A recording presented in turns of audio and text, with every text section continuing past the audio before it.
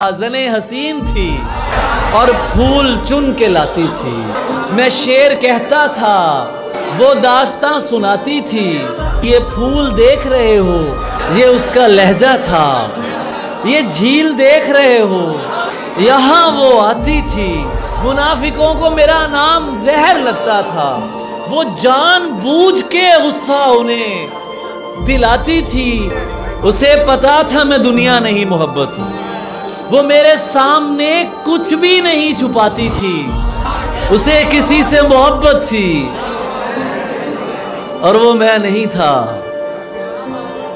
ये बात मुझसे ज्यादा उसे रुलाती थी।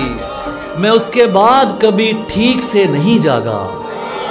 वो मुझको ख्वाब नहीं नींद से जगाती थी। मैं कुछ बता नहीं सकता वो मेरी क्या थी अली, कि उसको देख के बस अपनी याद आती थी।